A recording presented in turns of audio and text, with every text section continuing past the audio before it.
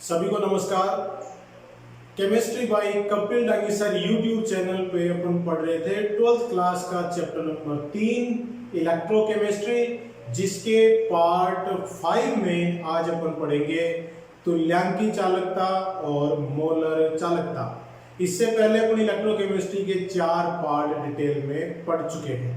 देखिएगा, सबसे पहले मैं यहां पर लेता हूं इक्विवेलेंट कंडक्टेंस। इक्विवेलेंट कंडक्टेंस जिसे लैम्डा ई क्यू के द्वारा दर्शाया जाता है, इसे कहते हैं तुल्यांकी चालकता।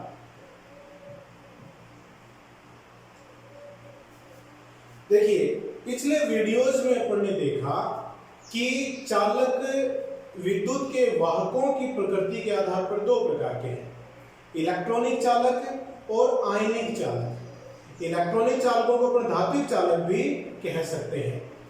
इलेक्ट्रॉनिक चालकों की जो चालकता का मान है वो स्थिर रहता है। क्यों? क्योंकि उन चालकों का संगठन स्थिर रहता है, तो उनकी चालकता भी स्थिर रहती है। लेकिन आयनिक चालकों की जो चालकता है वो स्थिर नहीं रहती है, क्योंकि समय के साथ विद्युत अपघट्य विलयन की सांद्रता परिवर्तित होती रहती है, या एक ही विद्युत अपघट्य के लिए अलग अलग सांद्रता के विलयन बनाए जा सकते हैं। तो सांद्रता परिवर्तित होने से उनकी चालकता के मान भी बदल जाते हैं। अब विलयन की जो सांद्रताएं हैं वो अपन नॉर्मलता के रूप में भी लेते हैं, मोलरता के रूप में भी लेते हैं। तो चालकताओं का संबंध इन सांद्रताओं से कैसे होता है और सांद्रताओं के आधार पर जो चालकताएं हैं वो अपन कैसे पढ़ते हैं। तो नॉर्मलता से संबंधित जो चालकता है उसे अपन तुल्यांकी चालकता कहते हैं, और जो मोलरता से संबंधित चालकता है उसे मोलर चालकता कहते हैं। ये देखिए क्या चीज है। जैसे अपन ने पिछले वीडियो में देखा कि एक मैं सेल बना रहा हूं, उसके ये इलेक्ट्रोड है। इन इलेक्ट्रोड का क्षेत्रफल 1 सेंटीमीटर स्क्वायर है। ये इलेक्ट्रोड है और इलेक्ट्रोडों को मैंने आपस में जोड़ दिया, और इन इलेक्ट्रोडों के बीच की जो दूरी का मान है वो भी 1 सेंटीमीटर ही है। ये दूरी 1 सेंटीमीटर, यहां से यहां तक की दूरी 1 सेंटीमीटर, और इलेक्ट्रोडों के बीच की दूरी भी 1 सेंटीमीटर। ये इलेक्ट्रोड है प्लेट के रूप में, ये एनोड है धनावेशित इलेक्ट्रोड, ये कैथोड है ऋण आवेशित इलेक्ट्रोड। तो इलेक्ट्रोडों के बीच में जो सेल का आयतन है वो कितना हो गया? 1 सेंटीमीटर क्यूब आयतन हो जाता है। अब इस आयतन में अपन किसी भी विद्युत अपघट्य विलयन को भरेंगे, उस विलयन का आयतन कितना हो गया? 1 सेंटीमीटर क्यूब। 1 सेंटीमीटर क्यूब का मतलब 1 मिलीलीटर हो गया। 1 सेंटीमीटर क्यूब 1 मिलीलीटर के बराबर होता है। इसकी जो चालकता है उसको अपन क्या कहते हैं? विशिष्ट चालकत्व कहते हैं। पिछले वीडियो में अपन ने देखा कि 1 सेंटीमीटर क्यूब आयतन वाले विलयन की चालकत्व को ही विशिष्ट चालकत्व या चालकता कहते हैं। ठीक है, तो इसका जो चालकत्व है वो क्या है? विशिष्ट चालकत्व कहलाता है या चालकता कहलाती है। अब माना अपन ने विद्युत अपघट्य का 1 ग्राम तुल्यांक मात्रा ली, 1 ग्राम तुल्यांक, और उस 1 ग्राम तुल्यांक से 1 मिलीलीटर या 1 सेंटीमीटर क्यूब विलयन बनाया, मतलब इस सेल में भर दिया उसको। ठीक है, तो देखिए क्या होगा। इसके चालकत्व को अपन विशिष्ट चालकत्व कह रहे हैं। अब बारी आती है तुल्यांकी चालकता की। तुल्यांकी चालकता क्या है?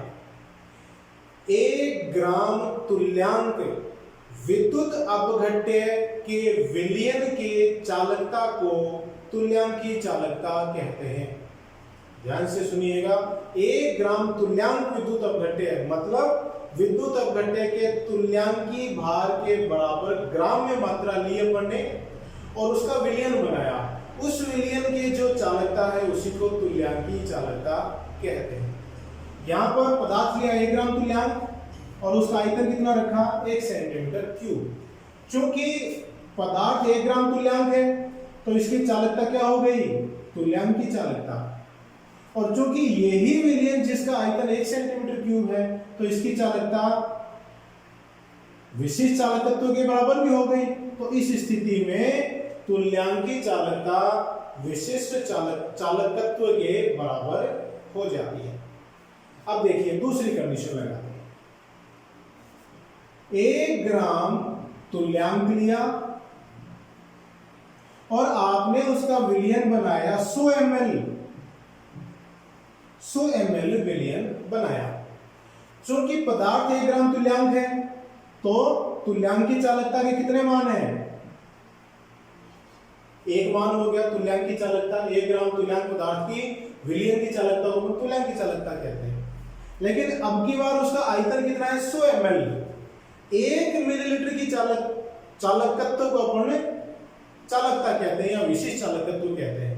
अब यहां 100 ml है तो 100 विशिष्ट चालकत्व हो गए, विशिष्ट चालकत्व गुणा 100, विलयन वही है, विशिष्ट चालकत्व तो कितने हो गए 100, क्योंकि 100 ml है और उसमें पदार्थ 1 ग्राम तुल्यांक घुला हुआ है तो 1 उसकी तुल्यांकी चालकता है, ये बराबर हो गए क्योंकि विलयन तो वही है। तो इस कंडीशन में तुल्यांकी चालकता का मान है वो कप्पा विशिष्ट चालकत्व से 100 गुना है। तीसरी कंडीशन, 1 ग्राम तुल्यांक को अगर आप 20 मिलीलीटर में घोलेंगे तो क्या आ जाएगा, लैम्डा इक्वलेंट बराबर कप्पा गुना V। ये संबंध आ गया तुल्यांकी चालकता और चालकता के बीच में, क्योंकि चालकता तो 1 ml के लिए है और आपने 1 ग्राम तुल्यांक जितने ml में घोला है उस आयतन को आप चालकता से गुणा करेंगे तो तुल्यांकी चालकता आ जाती है। सिंपल सा फंडा है, ठीक है। तो मैं यहां लिख सकता हूं तुल्यांकी चालकता बराबर चालकता गुणा विलयन का आयतन। ये संबंध है, बहुत ही इंपॉर्टेंट संबंध होता है, ठीक है। 1 ग्राम तुल्यांक विद्युत अपघट्य के विलयन की चालकता को ही तुल्यांकी चालकता कहते हैं। अब देखिएगा, माना आपने विलयन लिया जिसमें C ग्राम तुल्यांक 1 लीटर विलयन में घुले हुए हैं, मतलब 1000 मिलीलीटर विलयन में घुले हुए हैं C ग्राम तुल्यांक। जबकि अपने को चालकता 1 ग्राम तुल्यांक के विद्युत अपघट्य के विलयन की लेनी है, तो 1 ग्राम तुल्यांक विद्युत अपघट्य का आयतन कितना हो जाएगा, 1000 बटा C ग्राम तुल्यांक पदार्थ 1000 मिलीलीटर आयतन में घुला हुआ है, तो 1 ग्राम तुल्यांक पदार्थ का आयतन कितना हो जाएगा, 1000 बटा C ml हो जाता है। और अपने को तुल्यांकी चालकता 1 ग्राम तुल्यांक के लिए ही लेनी है। तो यहां देखिए इस संबंध में तुल्यांकी चालकता का मान क्या हो जाएगा, विशिष्ट चालकता गुणा 1 ग्राम तुल्यांक पदार्थ का आयतन। तो 1 ग्राम तुल्यांक पदार्थ का आयतन कितना है इस बार,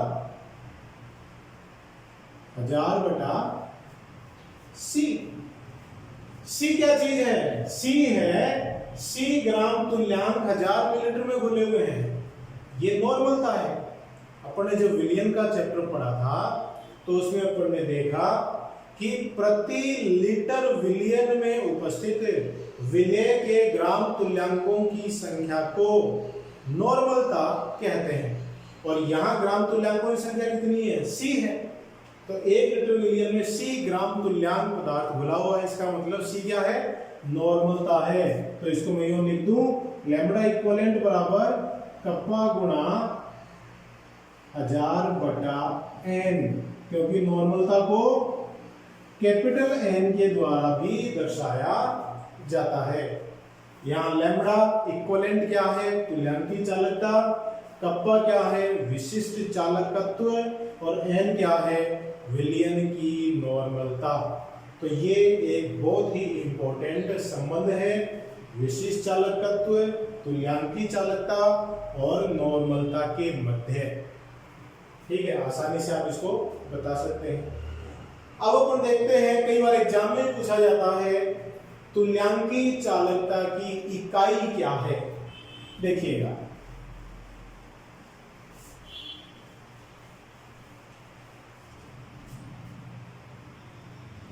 तुल्यांकी चालकता की इकाई यूनिट ऑफ इक्विवेलेंट कंडक्टेंस। तो इकाई की गणना आप इस सूत्र से कर सकते हैं, लैम्बडा इक्विवेलेंट बराबर कप्पा गुणा 1000/n। कप्पा विशिष्ट चालकत्व की इकाई क्या होती है? प्रति ओम प्रति सेंटीमीटर। ये अपन पिछले वीडियो में निकाल चुके हैं। और नॉर्मलता की इकाई क्या है? ग्राम तुल्यांक प्रति लीटर। ग्राम तुल्यांक प्रति लीटर को मैं लीटर इनवर्स लिख दूं। और चूंकि लीटर क्या है? आयतन है, तो आयतन की इकाई क्या हो गई? यहां पर सेंटीमीटर ले रहे हैं, तो आयतन की इकाई हो गई सेंटीमीटर क्यूब। तो इसको मैं लिख दूं प्रति ओम प्रति सेंटीमीटर बटा ग्राम तुल्यांक गुणा सेंटीमीटर। लीटर है ना यहां पे, ग्राम तुल्यांक प्रति लीटर, तो ये हो गया प्रति सेंटीमीटर क्यूब। अपन लिख रहे हैं तो सेंटीमीटर के ऊपर -3 आ जाएगा। ये -3 जब ऊपर जाएगा तो +3 हो जाएगा। तो ये इकाई हो गई ओम इनवर्स। सेंटीमीटर का क्यूब ऊपर जाएगा तो +3 हो जाएगा। +3 में से 1 ये घट गया, तो सेंटीमीटर स्क्वायर। और ये ग्राम तुल्यांक नीचे है, तो ग्राम तुल्यांक इनवर्स, ये इकाई हो जाती है लैम्बडा इक्विवेलेंट की। प्रति ओम सेंटीमीटर स्क्वायर प्रति ग्राम तुल्यांक। अब इसी इकाई को अगर आप SI में लें, मतलब MKS में लें आप, तो सेंटीमीटर की जगह क्या आ जाएगा? मीटर आ जाएगा। और प्रति ओम की जगह क्या आ जाएगा? सीमेंस आ जाएगा। तो लैम्बडा इक्विवेलेंट की इकाई हो गई प्रति ओम की जगह, तो क्या लिख रहा हूं मैं? Siemens S। और सेंटीमीटर स्क्वायर की जगह मीटर स्क्वायर। और ग्राम तुल्यांक है, वो ग्राम तुल्यांक की जगह रहेगा ग्राम तुल्यांक इनवर्स। तो ये इकाई इसकी हो गई SI मात्रक के रूप में। आसानी से बता सकते हैं। तो ये है इसमें तुल्यांकी चालकता या इक्विवेलेंट कंडक्टेंस। नेक्स्ट देखिएगा मोलर कंडक्टेंस, जिसे लैम्बडा m के द्वारा अपन इंगित कर रहे हैं। इसको मोलर चालकता आप हिंदी में कह सकते हैं। यहां पे कैपिटल M आएगा, लैम्बडा m। वो ही प्रोसीजर अपन करेंगे, वैसे ही पढ़ेंगे जैसे अभी अपन ने तुल्यांकी चालकता में पढ़ा। मोलर चालकता क्या होती है?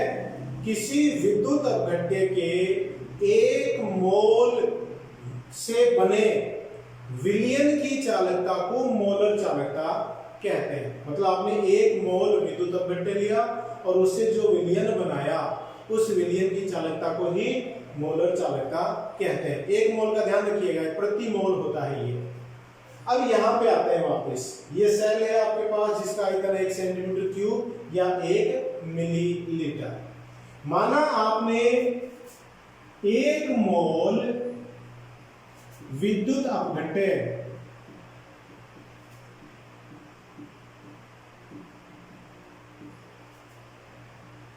1 मिलीलीटर विलयन में घोला हुआ है। 1 मोल विद्युत अपघट्य है और उस विलयन का आयतन कितना है? 1 मिलीलीटर। चूंकि 1 मोल विद्युत अपघट्य है इसलिए उसकी चालकता को कहेंगे मोलर चालकता। चूंकि उसका आयतन 1 मिलीलीटर है इसलिए उसके चालक तत्व को कहेंगे विशिष्ट चालक तत्व। चूंकि ये एक ही विलयन की अपन बात कर रहे हैं तो दोनों चीजें बराबर हो गई। इस कंडीशन में मोलर चालकता और चालकताएं बराबर हो जाती है।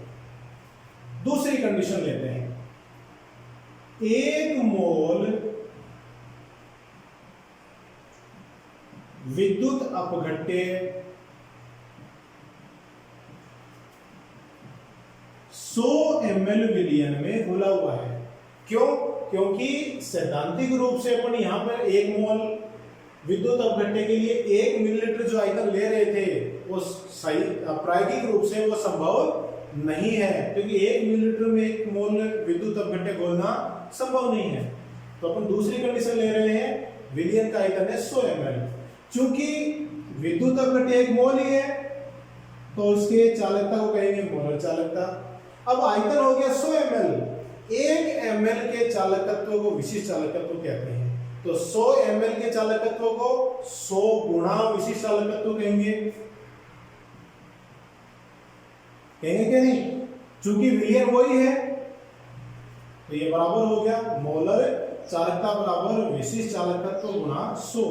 अगर आप V आयतन ले लें, 1 मोल विद्युत अपघट्य का आयतन कितना लें? V ml ले लें। तो चूंकि विद्युत अपघट्य 1 मोल है इसलिए मोलर चालकता हो गई और इधर विशिष्ट चालकत्व गुणा 100 ml था तो 100 से गुणा कर दिया, V ml है तो V से गुणा कर देते हैं। ये संबंध आ गया आपके पास मोलर चालकता और विशिष्ट चालकत्व में। लैम्डा m क्या है? मोलर चालकता।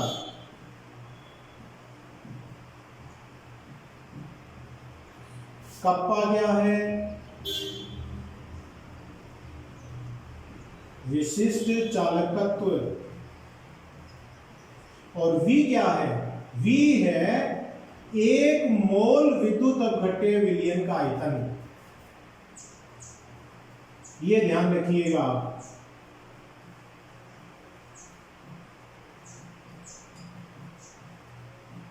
विद्युत अपघट्य का आयतन है ये 1 मोल विद्युत अपघट्य का आयतन है ये। तुल्यांकी चालकता में आयतन किसका था? 1 ग्राम तुल्यांक विद्युत अपघट्य का आयतन था और यहां पर 1 मोल विद्युत अपघट्य का आयतन है। क्लियर है ना? 1 मोल का ध्यान रखिए। अब हम इसमें कंडीशन लगाते हैं। माना विलयन में क्या है? C मोल विद्युत अपघट्य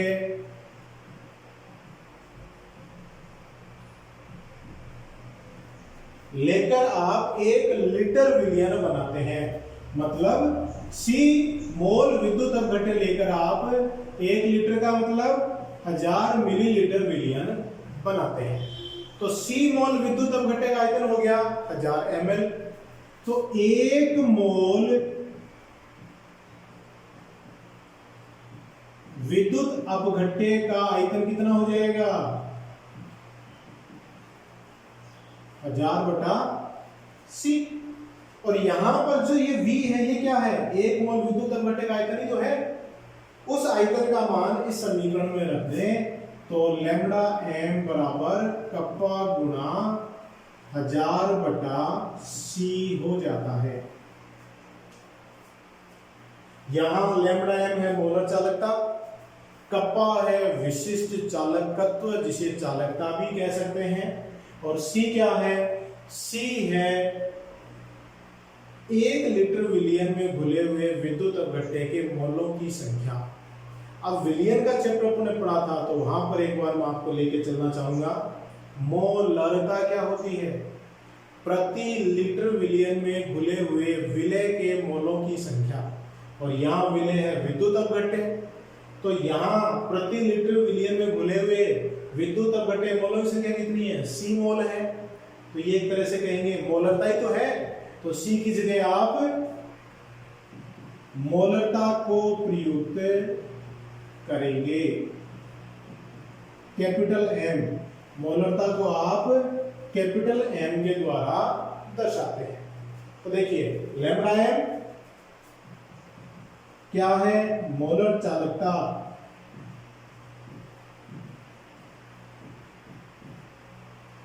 कप्पा विशिष्ट चालकत्व, और m विलियन की मोलरता।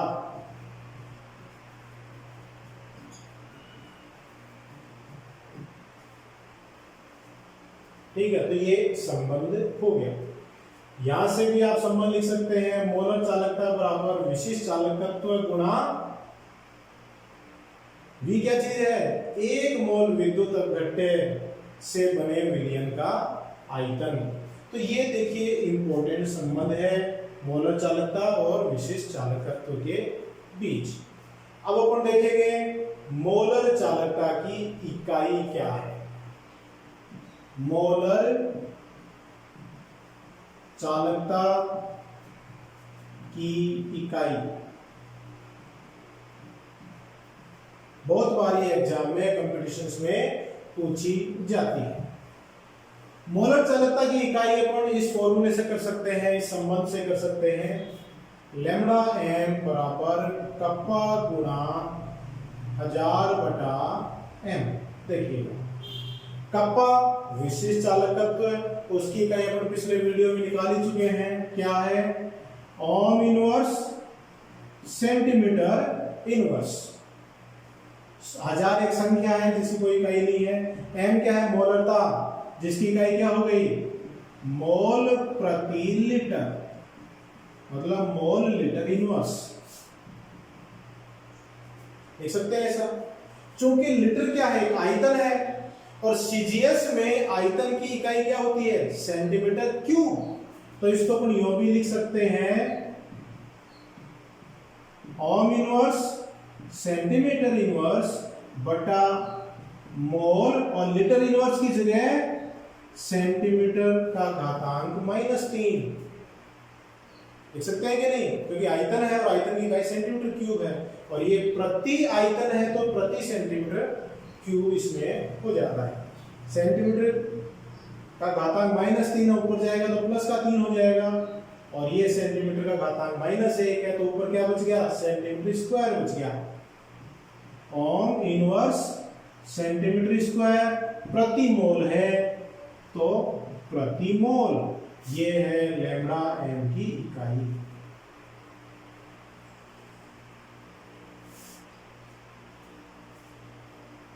बहुत इंपॉर्टेंट है, इकाई पूछी जाती है एग्जाम में। अब ऐसा ही मात्रक में अगर इसकी इकाई लिखें लैम्ब्डा m के लिए तो क्या हो जाती है? प्रति ओम को SI में लिखते हैं सीमेंस, मतलब S सीमेंस, जो अपन पिछले वीडियो में देख चुके हैं, यहाँ पर भी अपन देख रहे हैं। तो प्रति ओम तो क्या हो गया? सीमेंस हो गया SI में। अब सेंटीमीटर की जगह क्या लेंगे? मीटर लेंगे, तो सेंटीमीटर स्क्वायर है तो मीटर स्क्वायर, और मोल है वो यूं का यूं ले लेंगे, तो मोल इनवर्स। तो SI मात्रक में मोलर चालकता है, उसकी इकाई हो जाती है सीमेंस मीटर स्क्वायर प्रति मोल। तो ये है मोलर चालकता। दोनों प्रकार की चालकताएं बहुत इंपॉर्टेंट है। तो आप हाथ धोते रहिए, घर पे रहिए, सुरक्षित रहिए, परिवारजनों का ध्यान रखिए और मेरे वीडियोस देखते रहिए। बहुत बहुत धन्यवाद।